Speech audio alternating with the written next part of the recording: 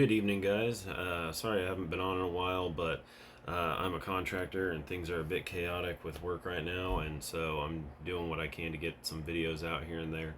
I'm going to be doing this video, and then I'll do a probably a second video tonight on some updates about some things that are going on in Israel right now, and then around the globe. So I'll try to get maybe one or two videos out tonight. Plus, I've had my kids' birthday parties and everything else going on, so it's just been a little bit chaotic. This video, I actually did this video and had it up for about 24 hours on YouTube already, but there was just some things that how it turned out that I didn't really like, and it was kind of like all out of order and everything, and so I wanted to remake it in a more I don't know, a better outline, I guess.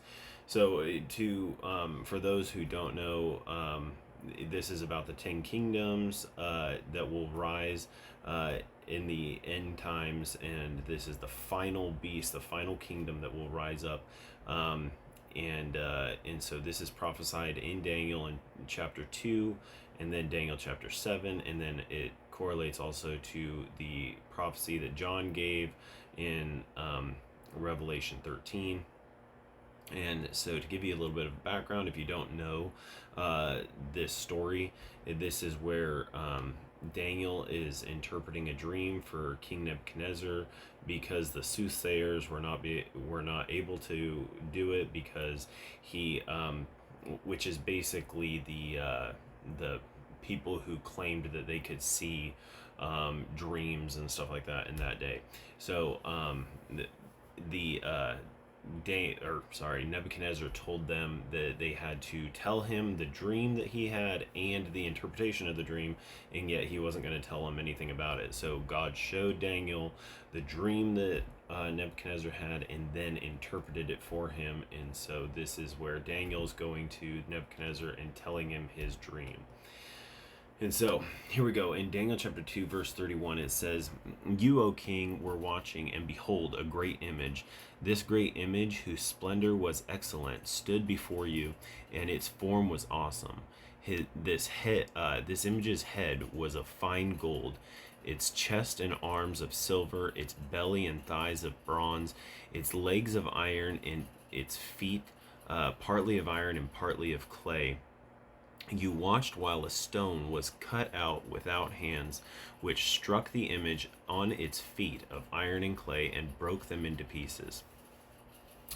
So it goes down here to the verse 37 to interpret the dream, and I'll spare you all the other stuff right here, or all the other verses here, but real quick I want to show you where it talks about the head of gold. It talks about Nebuchadnezzar's kingdom, okay, and then when it goes into the chest and arms of silver, that is the Medo-Persian Empire that rose up after Nebuchadnezzar and took over Babylon.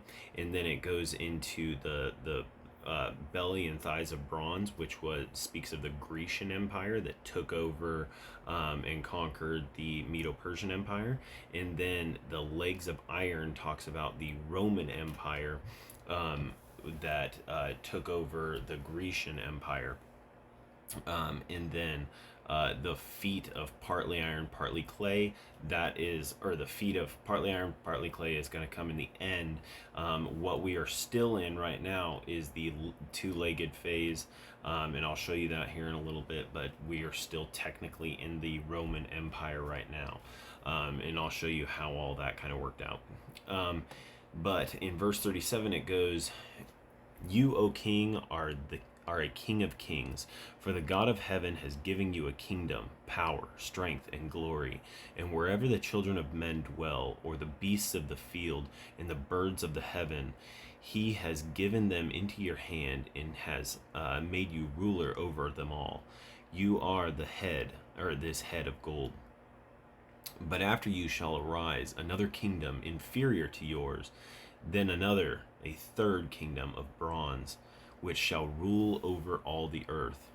And then, in the fourth kingdom shall be as strong as iron, inasmuch as iron breaks in pieces and shatters everything, and like iron that crushes, that kingdom will break in pieces and crush all the others. Whereas you saw the feet and toes, partly of potter's clay and partly of iron, the kingdom shall be divided, yet the strength of the iron shall be in it. Just as you saw the iron mixed with ceramic clay, and as the toes of the feet were partly of iron and partly of clay, so the kingdom shall be partly strong and partly fragile, as you saw iron mixed with ceramic clay. They will mingle with the seed of men, but they will not adhere to one another, just as iron does not mix with clay. So this, I think, is actually a two to possibly threefold prophecy as far as the iron mixed with clay here. It's kind of the one thing I want to point out. Um, I think it could speak to multiple things.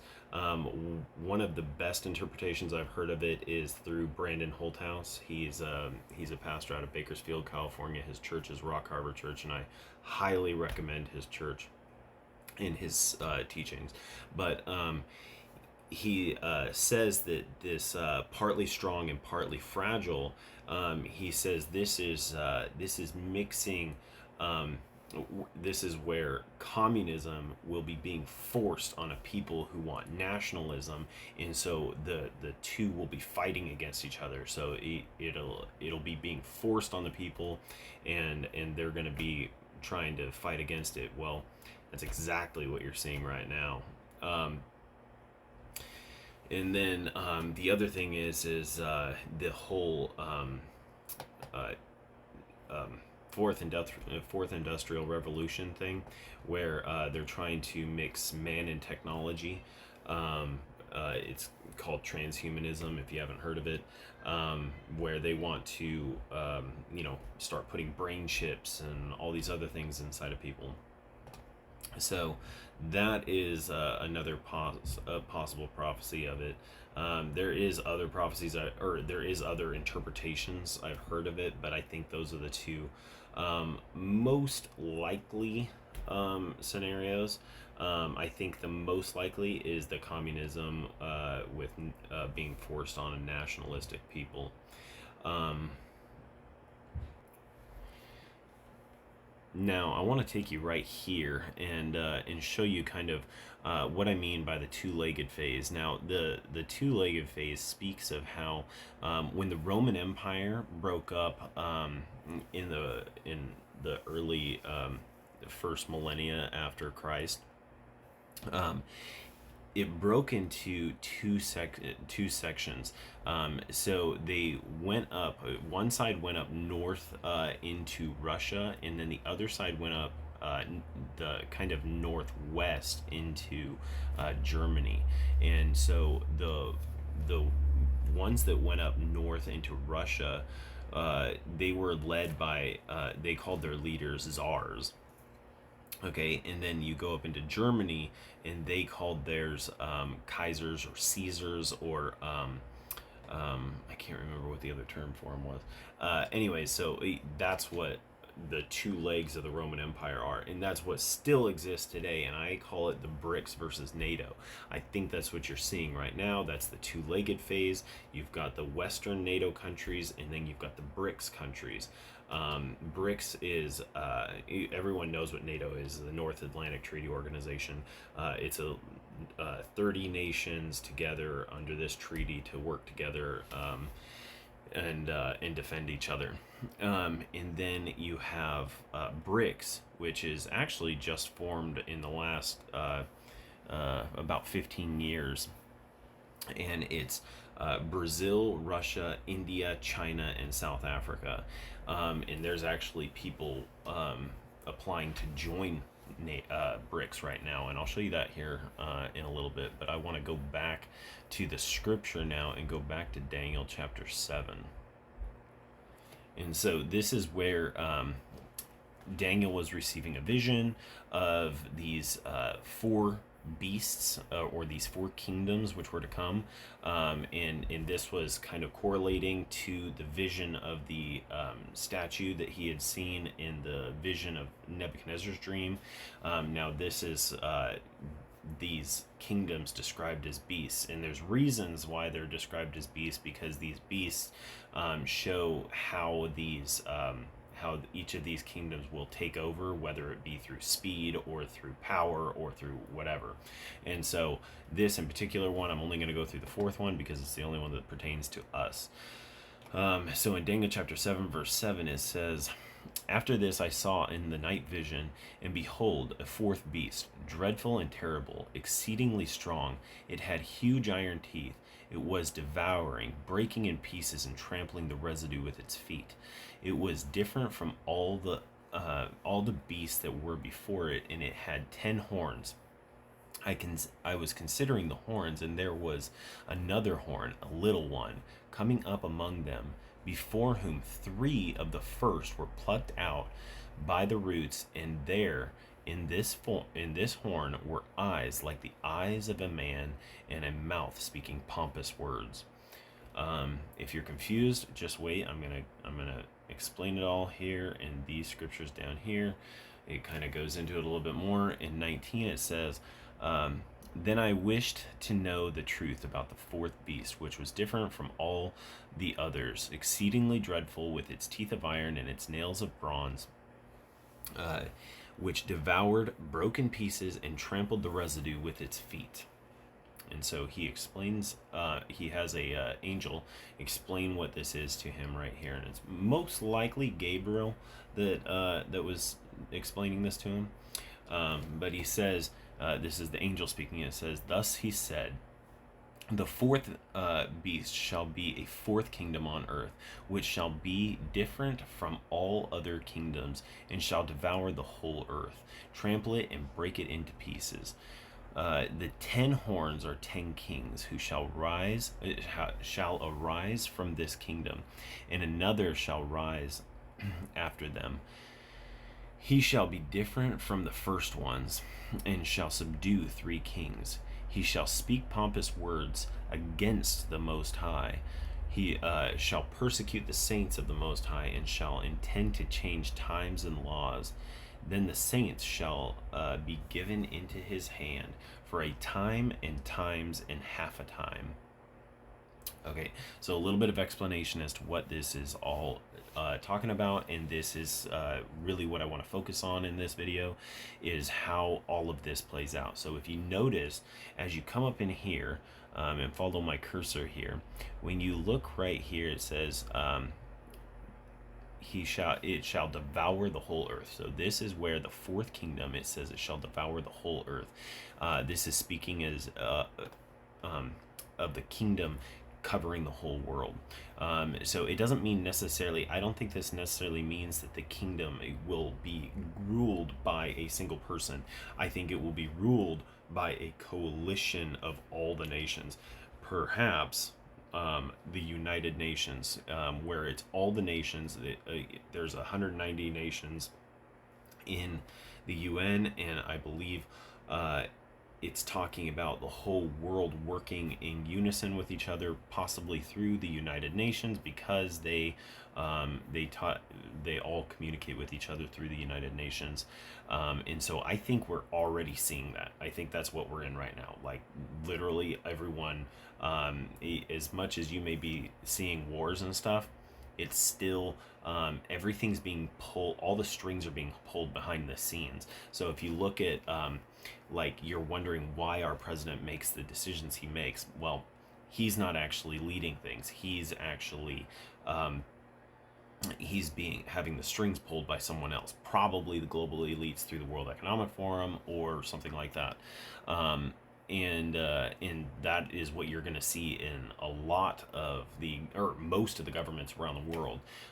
You look at Canada, they're the same exact thing. You look at the UK, all of the Western countries, easy to see. It's just strings being pulled all over the place.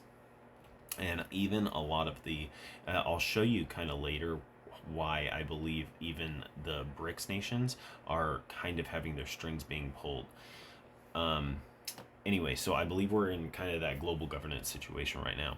Now it says, after that, it says, it'll break in pieces. Okay, then it says the 10 horns are 10 kings who shall arise from this kingdom. So it'll go from this global governance situation, kind of everyone working in tandem together, and then it'll form into 10 regions, 10 global regions.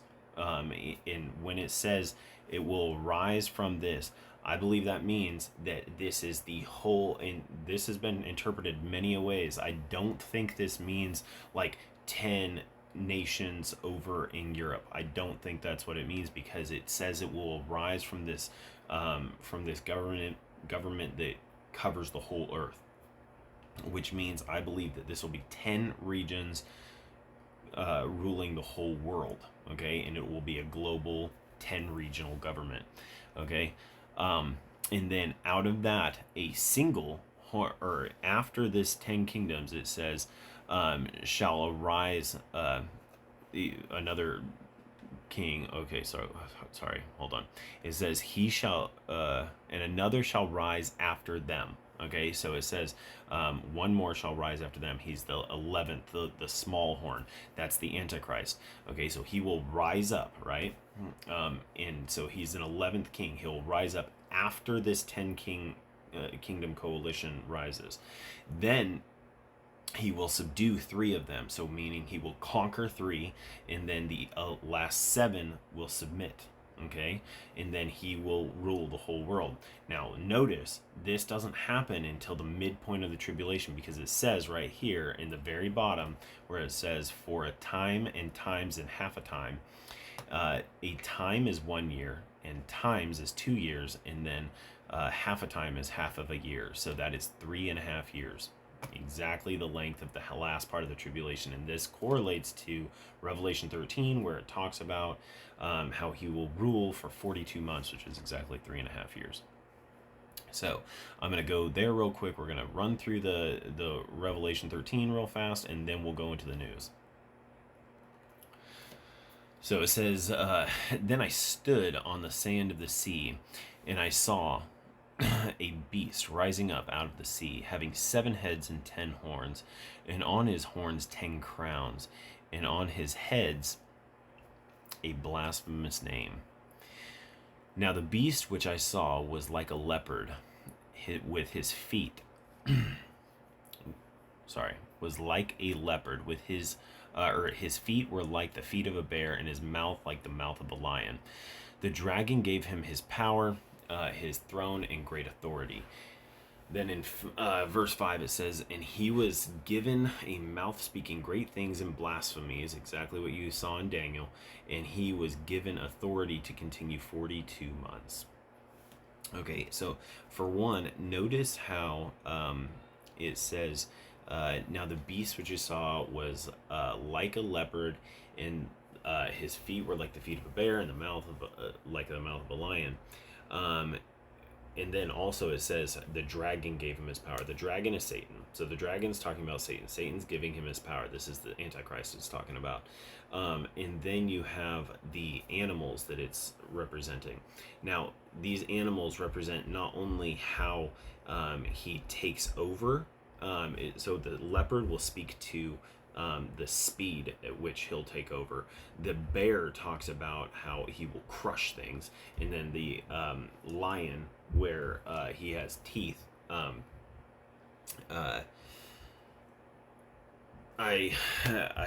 There's a few different things that you could say about the lion, but I think it speaks more to the fact that the teeth will be what crushes the and breaks in pieces, where the bear will be how it tramples things, and then the lion will be how it crushes and breaks in pieces, because that's how a lion takes apart its prey.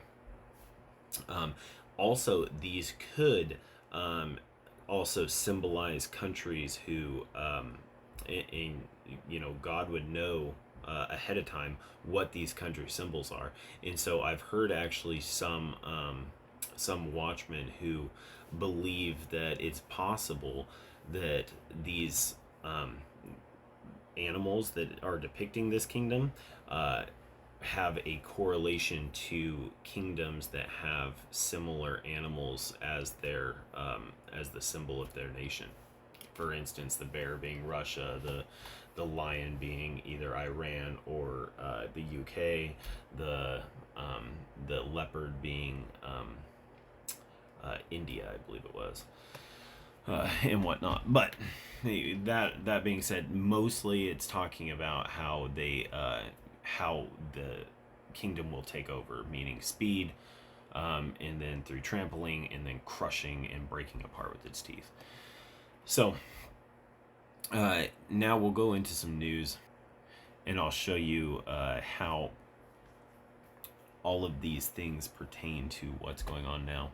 I want to show you this map. This came out in 1942. This is how they believed that they were wanting to break up the world, or kind of rule the world after World War II, like how they felt like the countries were going to end up breaking up after World War II. So this was a post-war map. They believed that this was what it was going to kind of look like after World War II.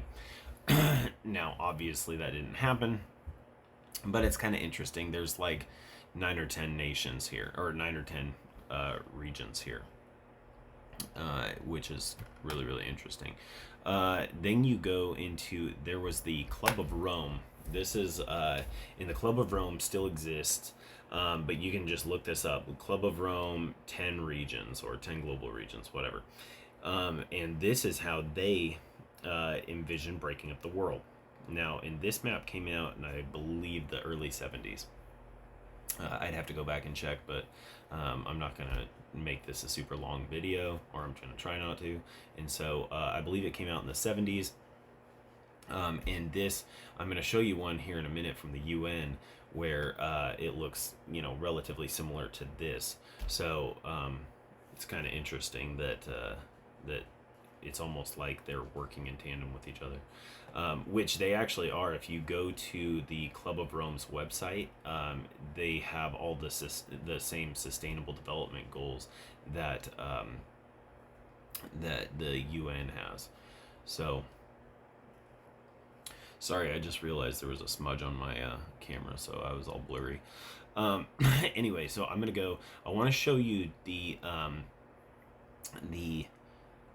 this right here, the document from the UN. Came out in 2009, but this still exists. They update it every once in a while, but this is a very comprehensive report on their sustainable development goals and everything like that. Well, the interesting thing about this is you can see it's a UN document. It says the Millennium Development Goals Report 2009 from the UN. Now, if you go up and you go down to page 57, all the way down at the bottom, give me a sec. Okay, right here. This is the map of how they envision breaking up the world. Okay, and this is all part of their sustainable development goals. So they actually plan on doing this. Now, here I'll expand it a little bit, and this is, as you notice, there will be, in their vision, there will be certain areas where there's no borders, right? And I'll explain why they're taking apart borders right now. But you have the if you count these right here, you have 1, 2, 3, 4, 5, 6, 7, 8, 9, and 10. So there's 10 regions. Okay, so it's almost like they were reading their Bible, you'd think. Okay, and this paragraph here says, this report presents data on progress towards the Millennium Development Goals for the world as a whole and for various country groupings. These are classified as developing regions, the transition economies of the Commonwealth of Independent States in Asia and Europe, and the developed regions. The developing regions are further broken down into the sub-regions shown on the map above. These regional groupings are based on United Nations geographical divisions, with some modifications necessary to create, to the extent possible, groups of countries for which a meaningful analysis can be carried out. A complete list of the countries included in each region and subregion is available at blah blah blah blah blah. So, anyway, so this is what they plan on breaking the world up into, and this is their 2030 agenda. So this is, they plan on having this done by 2030. But if you think about it, this will have to be one of the first, or one of the things that they make, that they execute faster than the rest of the things, because if they don't have these countries broken up into this already, then it's going to make having reaching all the other sustainable development goals kind of impossible. So, and I've heard, well, not heard, I've actually read and heard reports on them speeding this date up to 2026. So, anyways, I wanted to show you that, which is a really interesting one. I also want to show you, in case you don't know, or in case you want to visualize, this is kind of like what you would see as the statue that Daniel saw, or that Nebuchadnezzar saw, but Daniel was showed by God in his dream, or in a dream showing him what Nebuchadnezzar saw. So you have the head here, that's the Nebuchadnezzar's kingdom, the Babylonian kingdom. Then the silver is the silver chest and arms, which was the Medo-Persian Empire, and then the belly and thighs of bronze, which was the Grecian Empire, and then the iron legs, which was the Roman Empire, and then the iron and clay were the feet and the toes, which will be in the end times. So that's one thing I wanted to show you, and then this is kind of just another thing where it shows the legs and then how it'll be going into the feet, and we're, I believe, like right about here right now. This is where we're at. We're going into this phase right here. Anyways, so I want to take you here and kind of show you how they're going to execute this. This is just one thing that she does a really good. This is Laura Logan on the War Room, and she does a really good job explaining why there's all this migration and stuff going on, illegal migration. But here you go. I want to show you this video real quick. I'll take Lara myself Logan. out of the screen. Lara, you're now a Texan. You live in Texas. You've been throughout the world. Your reporting has taken you to some of the toughest assignments in the world, and the battlefields, huge migrations, border conflicts in the third world, sub-Saharan Africa, everywhere. Is Kamala Harris right? Do we have a secured border, or as you see it as an objective journalist, not someone that has political inclinations or perceptions, but as just a journalist looking at facts? Is the border of the United States not only not secure, but is there definitionally an invasion of this country, ma'am? Well, the border is wide open because we are living under a globalist policy of open borders. So there is no border security to speak of. Weapons are flowing across, drugs are flowing across, people are flowing across, money is flowing across, illicit funds, and so on and so on. I mean, everything that comes with an open border is what's flowing. And the reason it's happening, Steve, it's not just an invasion. It is an invasion, but an invasion that is part of a long-term plan and political ideology to obliterate the sovereignty of this nation and change the way the world looks forever. It's not just America's sovereignty that's on the chopping block. It's sovereignty all over the world. It's just that this is the place that is the light and the guide for the whole world. And so this is the country that has to fall first in order for the other countries to fall. And what I learned from a source who is a very unique source, having infiltrated the globalist cult at the UN level, is that he was in high-level meetings that required a number of security clearances, where they actually discussed the plan to bring 100 million people into the United States in order to pave the way for a regional government of US, Canada, and Mexico. And that was to bring in 100 million people from Latin American countries together with a strategy of creating these cartels, making life unbearable. It's called a push-pull strategy, where they push all these people out of these countries where it's unbearable living like this, and they pull them into the United States. And then once you reach that critical number of over 100 million in this invasion, they will then propose that, well, for your family and friends back home who need, you need ease of travel, they need a better life, and so on and so on. And we can do all this better with a regional government than we can with a US government. And they will have enough critical mass inside the country in order to effect that policy. That's the globalist plan that we're working towards. But what we're already doing is living under their policy, where they've made the right to migrate a human right, recognized the UN in 2018, and that now supersedes our sovereign right, thanks to the Biden administration and the open border ideologues who are in this government, who were never asked to be honest about their strategy in the campaign trail, who have bypassed the legislature and are implementing a strategy and a policy that not only did no Americans vote for it, because they weren't even given the opportunity, but most Americans don't support.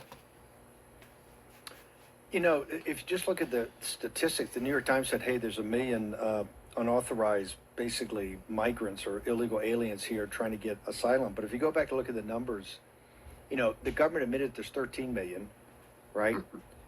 There's other people, other commentators, and CIS have done the math. So there's really 30 million illegal aliens have been here. If you look at the difference of the 4.9, we've had Todd Bensman and others from CIS all said, no, the number's probably closer to maybe 7 or 8 now in the first 18 months of the Biden administration. If you add those two top line numbers, and I'm not saying they're accurate, but maybe directionally, you're already at, you could arguably say you're at 30 or 40 million right now. So when Lara Logan sits there and goes 100 million, and people go, that's impossible, that's a conspiracy theory, where you could argue we're 40% of the way there, ma'am. Why? So, I want to go over a couple of things that they said here. For one, notice how he said CIS. CIS, that's exactly what we just went over in that UN document. So this is all part of the Sustainable Development Goals. And now, the other things I wanted to go through was, you notice how she said globalist style policy of no borders, of open borders, right? Okay, so remember how I said we are currently living in a globalist style world right now, where people are working, where the nations are working in tandem together, almost like the strings are being pulled from somewhere higher than our nation's leaders. Okay, well, anyways, so that's what I mean by we're living in, we've already gone from that two-legged phase, and we're living in that like global government style phase where we're about to emerge into the 10 toes, I believe. Now, also notice she said that they're trying to bring 100 million people in, and that will affect the policy. They have to take out the U.S., and the only way to take out the U.S. is through illegal migration. The citizens that are legal in America are never going to stand for this because they love their country. They stand for nationalism. They're never going to go for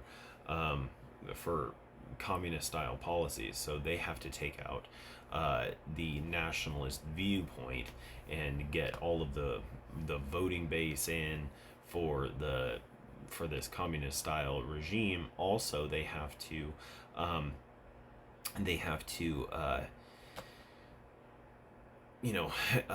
make it so that there's so much violence going on in America that it makes it almost impossible to live, right? Well, the illegal immigrants coming in, if they're coming in illegally, their first act of being an American, they're breaking the law. And then you'll find a lot of them are forced to work for the drug cartels, forced into sex trafficking, labor trafficking, in when you live or when you're forced into that kind of life, it doesn't promote healthy work for your money kind of thing, kind of a lifestyle.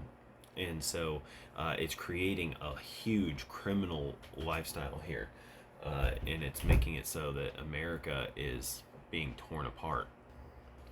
Sorry, I had to pause it for a minute. That was my daughter coming in. Yeah, so there's a ton of crime coming in because they have to destroy the cities and everything else so that they can raise the crime rate and that people will beg them to come in and help, right? Okay, so that's what she's saying. So they're using a push-pull strategy. They're using the communism to push them out of their countries into the Western countries, which you're not just seeing the border issues in America. You're seeing it in Europe as well. So, and I'll show you that in a little bit. But you're seeing this happen all over the Western countries because they have to break down Western society and Western ideology in order to get into a globalist style regime. So let's go back here. And this I just brought up to kind of show you, the BRICS countries. Okay. So I'll link all these articles in the comments box below, or in the description box below. But the BRICS was started, I believe, in oh man, I can't remember. It was in the early 2000 or mid 2000s, I believe. Anyways, like 2009 or 2013 or something like that. Now, if you go to here, I wanted to show you how there's countries that are looking to join BRICS, the BRICS nations. And maybe it might be, yeah, it's fine. We'll just do this. So Saudi Arabia, Egypt, and Turkey are applying to join BRICS. There is also right here Iran applying to join BRICS. Okay, and then there's also Algeria looking to join BRICS, and then there's also Argentina that is looking to join BRICS. Now, whether they are accepted into BRICS or not, there's actually also more countries than that interested in getting in with BRICS. But I think this is going to, I think BRICS is going to have a huge advantage over NATO because, for one, here, I'll show you this right here. Currently, right now, NATO has a population density that only covers 12.11% of the world's population. You see that right here. It says NATO, all NATO countries together, that's 30 countries right here. It says 30 member states. And together, they have 949.06 million people.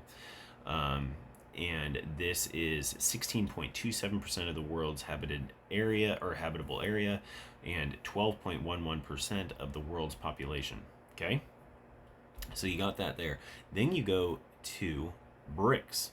BRICS has a total of just the 5 countries alone, just 5 countries, a total of 3.22 billion people live in these 5 countries, which is 41.13% of the world's population. So they have almost 4 times the population of NATO. Okay, and when they have these other countries join, by the time they have, Iran has a massive population, and Turkey has a decent sized population, and so does, you'll find Egypt has a decent sized population, and also Saudi Arabia too. So because they love having big families over there, right? So you'll find a lot of these families over in the Middle East have, between 5 and 10 kids, so big populations, right? And by the time these countries join BRICS, I mean, they're going to be well over 4 million people probably, or 4 billion people. So they'll be 4 times the size of NATO. Not only that, but BRICS is looking at bringing in a gold-backed currency. A gold-backed, I believe it's going to be a digital currency, gold-backed. Now, if this happens, it's going to absolutely crush the dollar. And currently, right now, the United States is the global reserve currency, which I've covered in a previous video, so I'm not going to cover it too much. But if you have the reserve currency, the US dollar as the reserve currency fall, then what you're going to see is those the Western countries are going to collapse. Okay, we are very heavily tied to Europe as far as the euro, and the euro is collapsing. The euro is tied heavily to the dollar, and we are tied heavily to Europe's economy. So Europe is about to tank any moment now, and then we're going to tank shortly after that. And you already see our stock market crashing more and more every week, big time. But that doesn't. So what you're seeing is everyone sees a strong dollar right now, but that's because all the other currencies in the world are crashing at such a rate that it's looking like the dollar's propped up, but it's not. The dollar is crashing, just not quite as fast as the other ones, and so it's literally just the best smelling turd in the punch bowl. So the dollar is crashing. By the time they implement a gold-backed digital currency for BRICS, they are going to wipe out the dollar as the reserve currency. Not only that, but like I've covered in a previous video, Russia has made, Russia has made a deal with Saudi Arabia. So has China made a deal with Saudi Arabia. Russia for arms defense for Saudi Arabia, which was the job of the U.S. We were supplying them arms as part of the petrodollar agreement, and where we were selling, or we were providing them arms. In turn, anyone that bought oil from them had to buy it in U.S. dollar, hence the petrodollar. And so that deal ends in I believe March this coming year, 2023. And when that happens, they have already made a deal with China for currency and Russia for arms. So they are breaking away from working with the U.S. And a lot of countries are breaking away from working with the U.S. because they see what happened to Russia when they did something the United States didn't like. Now, I wanted to go back and go to, if you just go to Google and you just keep tabs on this, just Google U.S. border migrants or U.S. border migration, U.S. border whatever. You just type in something about U.S. border. You'll always find something in this. So like here, I already have it pulled up here, so it's quick. You have Venezuelans risking deadly trek to reach the U.S. border in record numbers, right? Well, this stuff is going on all the time, literally daily. So they are this whole thing. You notice how Steve Bannon said that we're at 40%. We're likely at 40%. Well, I think we're probably by now we're about 50% or more.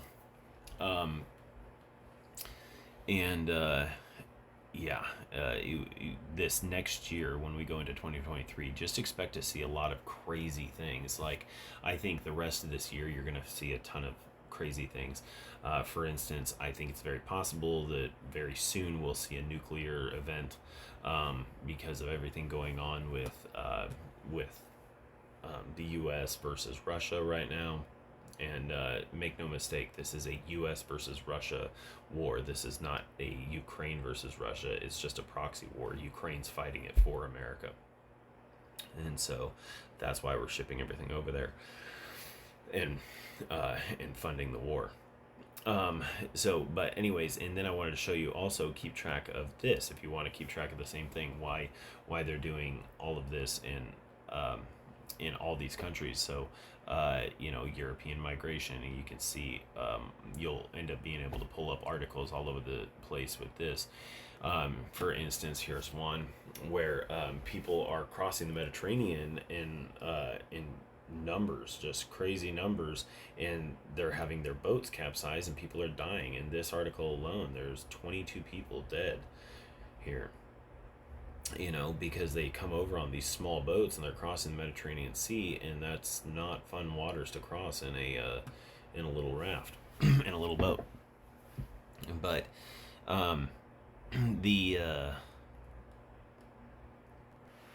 So one more thing I wanted to show you, just so that I'm not speaking about it without having you guys know what I'm talking about. Here is part of the gold back reserve digital currency, or the gold back digital currency that they're probably trying to bring in the BRICS countries.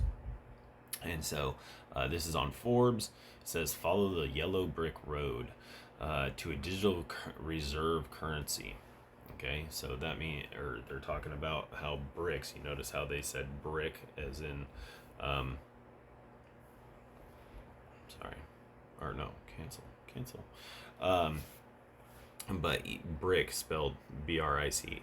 That's speaking obviously of the BRICS countries, and how they want to do a digital reserve currency, and probably backed by gold. That's why they say yellow.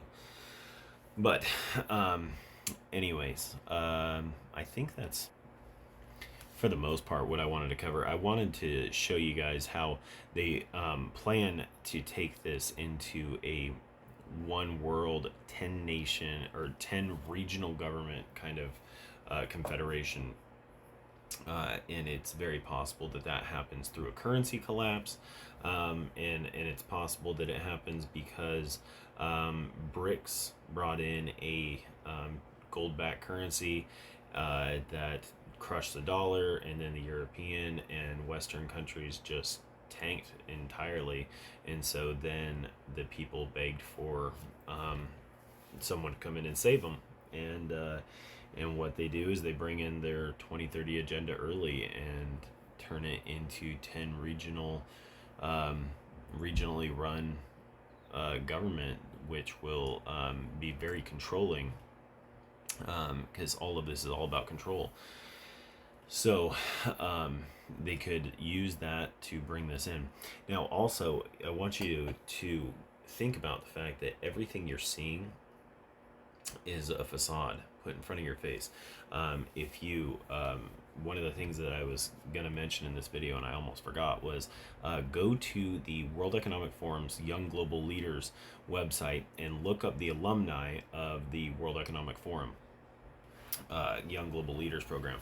You'll find people like Xi Jinping, who is the president of China, the even Putin, Mark Zuckerberg, Gavin Newsom, the governor of California, Jeff Bezos, Bill Gates, Justin Trudeau, most of his cabinet, or if not all of his cabinet, Pete Buttigieg, our transportation secretary.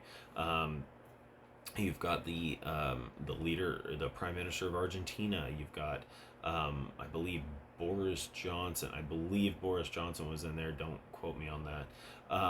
You've got Emmanuel Macron. You've got Angela Merkel. So you've got a ton of these people who are part of these Young Global Leaders programs. Also notice that the World Economic Forum works directly with the UN. They hold summits together, and they work directly, the UN works directly with the World Economic Forum. Also notice all of these places that are stationed out of Switzerland, right? You've got the World Economic Forum is there in Switzerland. The CERN is in Switzerland. There is just look up agencies that are based out of Switzerland. It will shock you to see how many global organizations are based out of Switzerland. It's almost like the evil capital of the world. Anyways, I wanted to bring this to you, and it kind of sucks that I had to redo it, but I wanted to get it up and get it kind of fixed and more orderly. But I hope this was encouraging, as far as like not encouraging that we're getting into 10 kingdoms, but as when you see Christmas decorations come out, you know that Thanksgiving's right around the corner. Same thing with the rapture. When you see these things begin to pass, look up and lift up your head, for your redemption draws near. These prophecies are made to be encouraging, not discouraging. They are made to lift you up, not bring you down. So do not let prophecy bring you down. It is supposed to be encouraging. These are exciting times. We should, every single Christian for millennia, have wished to be the ones to see the rapture. Um, and so I believe that we are going to see it very soon. And I'm still not counting this year out. A lot of people say, well, it has to happen on a feast day. I don't think it has to happen on a feast day. I believe in the imminence of the rapture. I believe it could happen anytime, though the feast dates are high watch times. But we don't put our hopes in a date. We put our hopes in Jesus, and we just can't look forward to that day where He's coming. But I hope this was informative to you. If you're looking to get saved and you don't know how to get saved, and you're wondering how to do so, it's as simple as ABC. First of all, accept. A is accept that you're a sinner, or admit that you're a sinner. And for all have sinned and fall short of the glory of God, and there is no one righteous, not even one. That is Romans 3:10 and Romans 3:23. Second is B, and that is to believe that Jesus came to the earth as a man and died for the sins of the world. That's all sins, past, present, and future, for you and for me and everyone around. He died a brutal death, went to the grave, and God the Father rose him from the grave on the third day, as it was written in the scriptures, in the Old Testament scriptures. And he fulfilled everything to a T. And if you believe that in your heart, that is the key. You have to believe it in your heart. You have to truly accept it and believe it in your heart. And then confess with your mouth that Jesus is Lord. And that's Romans 10:9 and 10. It says you will be saved. And Ephesians says you will be sealed until the day of redemption. And for anyone who's wondering, I am a once saved, always saved believer.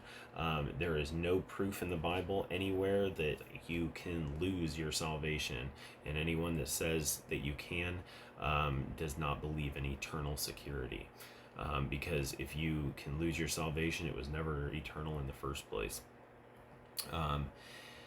Anyways, I hope this was encouraging and informative, and I'll see you guys next time. Thank you.